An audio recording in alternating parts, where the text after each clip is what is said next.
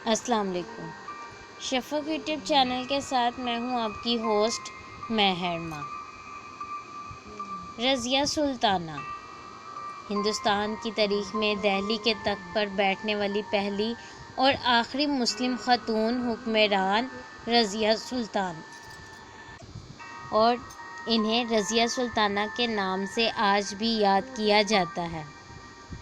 رضیہ سلطانہ خاندان غلامہ کے تیسرے فرمانروا سلطان شمس الدین التمش کی بیٹی اور اسی خاندان کے پہلے فرمانروا سلطان قطب الدین ایبک کی نواسی تھی۔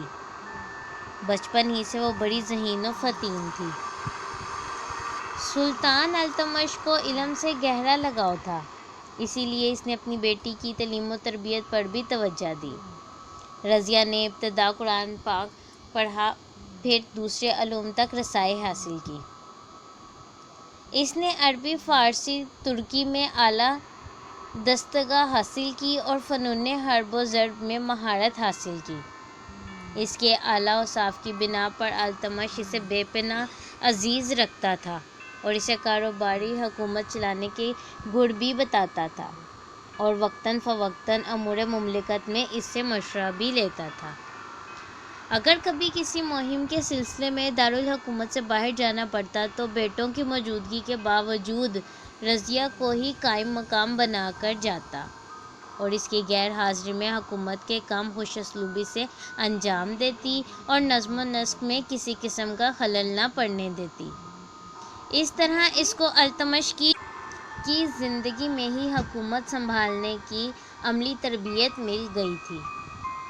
سلطان جانتا تھا کہ اس کی عدم موجودگی میں ایک عورت کا زیر اقتدار کام کرنا عمائے دین سلطنت کو ناگوار گزرتا ہوگا، چنانچہ اپنے اس اقدام کی حمایت میں فتح السلاطین کے مصنف اسامی کے بیان کے مطابق ایک مرتبہ اس نے اپنے امرائے حکومت کے سامنے تقریر کرتے ہوئے کہا، یہ درست ہے کہ میری بیٹی رضیہ ایک عورت ہے، مگر اس میں بھی کوئی مبالغہ نہیں کہ اس کا دل و دماغ مردوں جیسا ہے، اور جتنا میرے سارے بیٹوں کا حوصلہ اور دماغ ہے، اس سے کہیں بڑھ کر رضیہ علم و دانش، ہمت اور دلاوری سے بہرہ مند ہے۔ سلطان التمش کے 8 بیٹے تھے۔ ایک بیٹا اس کی زنگی میں ہی فوت ہو گیا، یعنی اس کی زندگی میں ہی فوت ہو گیا، باقی پر قابلیت اور حسن سیرت کے اعتبار سے وہ رضیہ کو ترجیح دیتا تھا۔ ایک روایت ہے کہ اس نے بستر مرگ پر اپنے بیٹے فیروز شاہ رکن الدین کو تاج و تخت سونپ دیا، لیکن کچھ مورخین کے مطابق اس کی خواہش یہی تھی کہ رضیہ سلطانہ ہی اس کے بعد تخت پر بیٹھے۔ بہرحال جب التمش نے وفات پائی تو امرائے دربار نے عورت کی حکمرانی کو ناپسند کرتے ہوئے اس کے بیٹے رکن الدین فیروز شاہ کو تخت پر بٹھا دیا، جو پرلے درجے کا اوباش اور عیاش شخص تھا۔ ہر وقت شراب کے نشے میں دھت رہتا اور سلطنت کا انتظام اس کی ماں شاہ ترکان چلاتی۔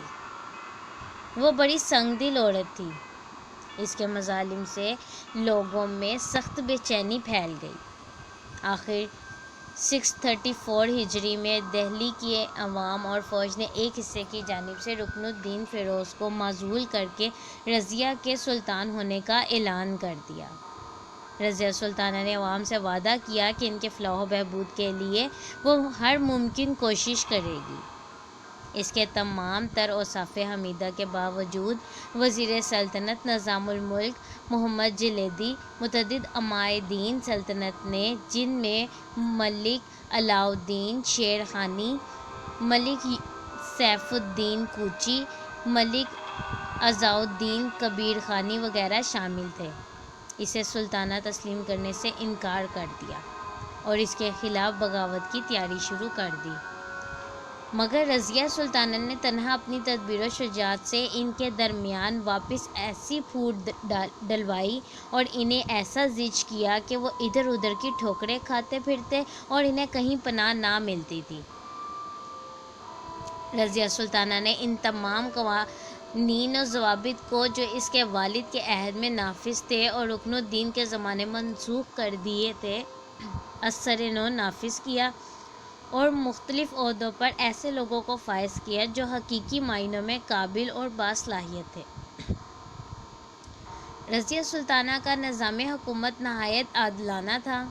وہ امیر و غریب، مسلم و غیر مسلم ہر ایک کے ساتھ انصاف کرتی تھی، مظلوموں کی فریاد سنتی اور ظالموں کو سزا دیتی۔ اس کے دور حکومت میں شاہی ملازمین میں سے کسی کو رشوت لینے کی ہمت نہ تھی۔ رضیہ سلطانہ مردانہ لباس پہنتی تھی اور قبا قلع کے ساتھ دربار میں بیٹھتی تھی۔ وہ ہاتھی کی سواری بھی کرتی تھی، لیکن گھوڑے کی سواری سے زیادہ پسند تھی۔ جنگ کے وقت افواج کو خود ترتیب دیتی اور اپنے سپاہیوں کے دوش بدوش میدان جنگ میں داد شجاعت دیتی۔ اپنے دور حکومت کے آخر میں رضیہ سلطانہ نے پردہ ترک کر دیا اور بلا نقاب دربار میں آتی تھی۔ اس نے قاضی کبیر الدین، قاضی نصیر الدین، قاضی سعید الدین اور قاضی جلال الدین پر مشتمل ایک مجلس قضا قائم کی، جس کے مشورے سے جملہ احکام صادر کیے جاتے تھے۔ رضیہ سلطانہ ایسے تمام اوصاف سے مزین تھی جو ایک عاقل اور صاحب رائے بادشاہ میں ہونے ضروری ہیں۔ اصحاب نظر اس میں سوائے اس کے کہ وہ ایک عورت تھی، حکمرانی کے لیے کوئی اور خامی نہیں پاتے تھے۔ اس نے امور سلطنت کو کامیابی سے چلانے میں کوئی کسر اٹھا نہ رکھی تھی، لیکن امن و چین سے بیٹھنا اسے بہت کم نصیب ہوا اور اس کے متعدد امراء اس کے خلاف سازشوں میں برابر شریک رہے۔ ان کی مخالفت و عناد کے چند اسباب تھے، جن میں سے ایک یہ بھی تھا کہ رضیہ سلطانہ نے ایک حبشی غلام ملک جمال الدین یاقوت کو، جو شاہی استبل کا محتمم تھا، ترقی دے کر میر شکار کے عہدے پر فائز کر دیا اور ساتھ ہی اس کو امیر الامراء کا خطاب دیا۔ اس عنایت کی وجہ یہ بتائی جاتی ہے کہ ایک لڑائی میں یاقوت نے رضیہ سلطانہ کی جان بچائی تھی۔ ایک روایت یہ بھی ہے کہ یاقوت ایک باصلاحیت آدمی تھا، اس لیے سلطانہ نے اسے ترقی کا مستحق سمجھا، لیکن ترک امراء نے اس کو غلط معنی پہنائے اور سلطانہ پر بہتان تراشی کی۔ مخالف امراء کی سازشوں کا نتیجہ یہ نکلا کہ پہلے لاہور کے حاکم عزیز الدین نے بغاوت کی۔ سلطانہ اس کو سرکوبی کے لیے فوج لے کر خود روانہ ہوئی۔ حاکم لاہور کو مقابلے پر آنے کی جرأت نہ ہوئی اور اس نے بغیر جنگ کے اطاعت قبول کر لی۔ اس کے کچھ عرصے بعد ملک اختیار الدین التونیا، حاکم بھٹنڈا نے علم بغاوت بلند کیا۔ سلطانہ اس کا مقابلہ کرنے کے لیے لشکر لے کر دہلی سے چلی۔ ایک روایت کے مطابق اسے شکست ہوئی اور وہ گرفتار کر لی گئی۔ دوسری روایت کے مطابق سازشوں نے اس کے خیمے پر شب خون مارا اور اسے گرفتار کر کے ملک انطونیہ کے سپرد کر دیا، دوسری طرف دہلی میں ترک امراء نے یاقوت کو قتل کر کے رضیہ سلطانہ کے بھائی معز الدین بہرام کو تخت شاہی پر بٹھا دیا۔ یہ واقعہ رمضان 636 ہجری کا ہے۔ ملک انطونیہ نے رضیہ سلطانہ سے شادی کر لی، پھر دونوں لشکر لے کر کھوئے ہوئے تخت کی بازیابی کے لیے دہلی کی طرف روانہ ہوئے۔ ملک انطونیہ، جس نے رضیہ سلطانہ سے شادی کی، کیتھل کے قریب ان کا معاملہ معز الدین کی فوج سے ہوا، جس میں رضیہ سلطانہ اور ملک انطونیہ کو شکست کا سامنا کرنا پڑا۔ دونوں کو گرفتار کر لیا گیا اور اگلے روز معز الدین کے حکم سے دونوں کو قتل کر کے وہیں دفن کر دیا گیا۔ بعد میں رضیہ سلطانہ کے چھوٹے بھائی سلطان ناصر الدین محمود نے دونوں کی قبروں پر ایک خوبصورت مقبرہ تعمیر کرایا، جو آج بھی کیتھل، ضلع کرنال، مشرقی پنجاب، بھارت میں کھنڈر کی صورت موجود ہے، اور اس سے ملحق ایک مسجد کے بھی کچھ آثار باقی ہیں۔ رضیہ سلطانہ کی موت کے متعلق ایک اور روایت بھی بیان کی جاتی ہے، وہ یہ کہ ملک انطونیہ کو تو قتل کر دیا گیا، لیکن رضیہ جان بچا کر جنگ میں چھپ گئی۔ جب بھوک پیاس سے تنگ آ گئی تو دہقان سے کھانے کو کچھ مانگا۔ روٹی کھا کر وہ آرام کے لیے ایک درخت کے سائے میں لیٹ گئی اور سو گئی۔ اس وقت وہ مردانہ لباس میں تھی، لیکن نیند کی حالت میں کپڑے ادھر ادھر کھسکے تو دہقان کو پتہ چل گیا کہ وہ مرد نہیں عورت ہے۔ اس نے رضیہ کے زیوروں کی لالچ میں سے قتل کر دیا اور وہی دفن کر دیا۔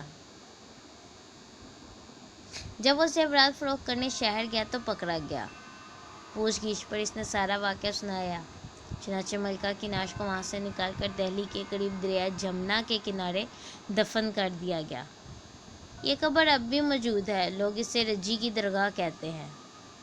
رضیہ سلطانہ بڑی باتدبیر، بہادر، انصاف پسند، زہری، خوش اخلاق اور علم دوست خاتون تھی۔ علماء صوفیہ سے اسے بڑی عقیدت تھی۔ اس نے متعدد مدرسے قائم کیے اور تبلیغ اسلام میں خواجہ بختیار کاکی کے خلفاء کی اعانت کی۔ اس نے مہر ولی میں اپنے والد کا مقبرہ بھی تعمیر کرایا۔ شعر و سخن میں وہ عمدہ ذوق رکھتی تھی۔ وہ فارسی کی نغز گو تھی اور شعری تخلص رکھتی تھی۔ ملکہ رضیہ سلطانہ کا دور حکومت صرف 3 سال اور 3 ماہ پر محیط ہے۔ اس مدت کا بیشتر حصہ انتشار میں گزرا، پھر بھی اس کے دور حکومت میں کئی خوشگوار واقعات تاریخ کی صفحات پر محفوظ ہیں۔ مزید ہسٹوریکل واقعات اور مشہور شخصیات کی حالات زندگی کے بارے میں جاننے کے لیے ہمارے چینل کو لائک اور سبسکرائب کرنا مت بھولیں۔ شکریہ۔